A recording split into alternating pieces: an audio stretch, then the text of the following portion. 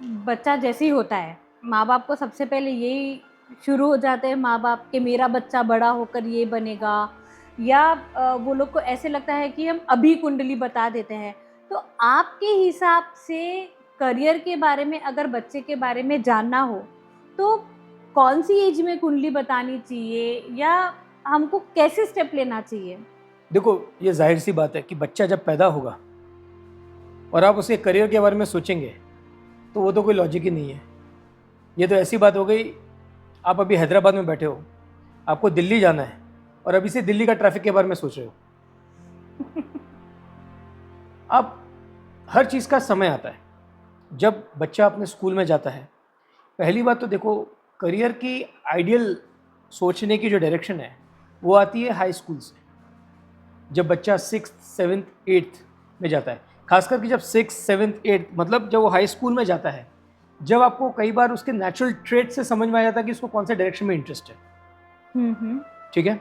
फिर जब वो 9th 10th मतलब towards the professional technical subjects choose करने के स्टेज में आता है, by then you can understand, आप एक डायरेक्शन समझ सकते हो कि ये लड़का किस फील्ड में अच्छा कर सकता है। वो एक आइडियल टाइम है जहाँ पे आप उसकी कुंडली दिखा सकते हो, समझने के लिए कि कौन सी फील्ड उसके लिए अच्छी रहेगी, कौन सी दिशा, उसकी स्ट्रेंथ क्या है। देखो, आज की तारीख में करियर के बहुत ऑप्शंस हैं। पहले था हमारे टाइम पे doctor, engineer, chartered accountant, company secretary, lawyer, आप ये 10-12 फील्ड सुनते थे। बिल्कुल। Scientist, engineer, what ever it is. But आज की तारीख में इतने मल्टीपल फील्ड्स हो गए हैं, एक फील्ड की स्पेशलिटीज हो गई है। तो कई बार आप इतनी नैरोली कोई चीज़ को डिफाइन करना कई बार डिफिकल्ट होता है, क्योंकि उसमें क्या अपॉर्चुनिटी सामने से आती है उस पर भी डिपेंड करता है। लेकिन हाँ, आपको एक डायरेक्शन ये पक्का समझ में आ जाएगा कि आपका जो लड़का है या आपकी जो लड़की है उसकी स्ट्रेंथ्स क्या है।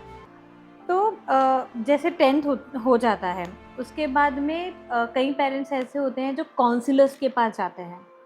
तो एक्चुअल उन्हें काउंसलर के पास जाना चाहिए या एस्ट्रोलॉजर के पास जाना चाहिए?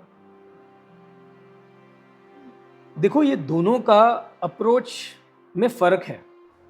अब मैं आपको समझाता हूँ कि एस्ट्रोलॉजर क्या देखता है और काउंसलर क्या देखता है। जी।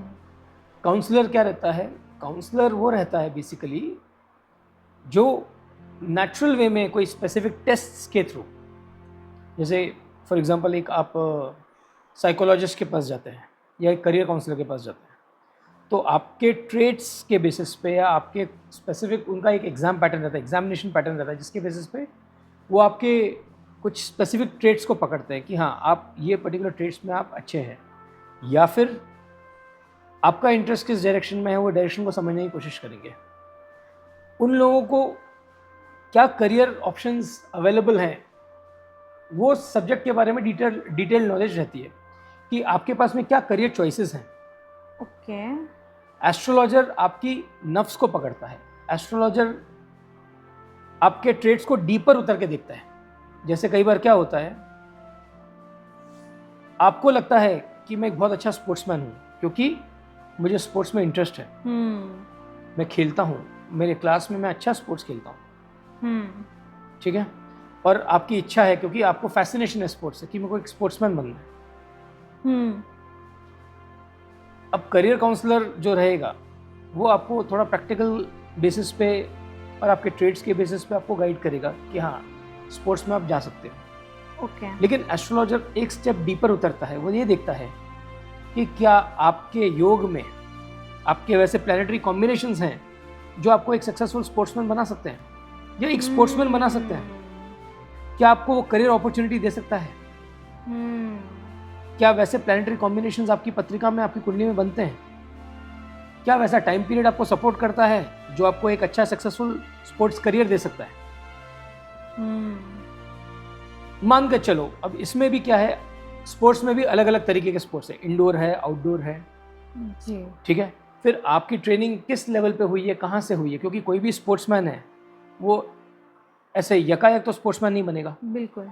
उसकी शुरुआत कहीं से तो हुई होगी, उसमें उसका इंटरेस्ट रहेगा, उसका परसिस्टेंसी रहेगी, उसका कंटिन्यूस एक एफर्ट्स रहेंगे। एक स्टेज से दूसरे स्टेज, दूसरे स्टेज तीसरे स्टेज तो पहुंचा होगा। तो आप जब उसकी हिस्ट्री को भी एनालाइज करते हो और आप स्किल्स को एनालाइज करते हो, तो आप एक कंक्लूजन पे आते हो कि हाँ, यहाँ पे इसका करियर किस लेवल पे जा सकता है।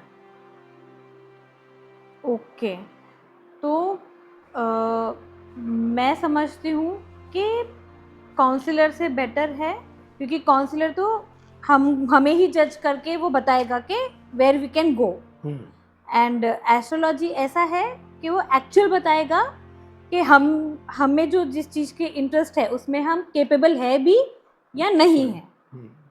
सही है ना? हम केपेबल हैं भी या नहीं, और साथ में क्या आप उस स्पेसिफिक करियर में सक्सेसफुल हो पाएंगे या नहीं हो पाएंगे। ये बहुत बड़ा क्वेश्चन है जी। ये करियर काउंसलर इस चीज़ के ऊपर बात नहीं कर सकता, क्योंकि यहाँ पे एज एन एस्ट्रोलॉजर आप आगे का समय देख रहे हो। सही। आज की कॉम्पिटिटिव वर्ल्ड में कोई भी करियर, आज हालांकि जितना ज़्यादा कंपटीशन है उतने ही करियर ऑप्शंस भी हैं, लेकिन फिर भी एक सही करियर सही समय पे चुनना एक बहुत ही क्रिटिकल डिसीजन है, बहुत ही इंपॉर्टेंट डिसीजन है, क्रूशियल डिसीजन है। True. और वहाँ पे यदि आपको सही गाइडेंस मिलती है कि आपके ट्रेड्स क्या बोलते हैं, आपकी कुंडली में ऐसे कौन से ट्रेड्स हैं जो आपको कौन से करियर की तरफ इशारा करते हैं या जो आपके करियर के साथ में अलाइन करते हैं या नहीं करते हैं, और वो स्पेसिफिक करियर में आपकी ग्रोथ कैसे दिखा रही है, यदि हम वो चीज़ों को कंफर्म करें तो ये लगभग तय है कि वो जातक जातिका जो भी है वो स्पेसिफिक फील्ड में अपना करियर बहुत अच्छा बना सकता है, यदि वो चार्ट फेवर कर रहा है वो करियर की तरफ, वो कुंडली फेवर कर रही है।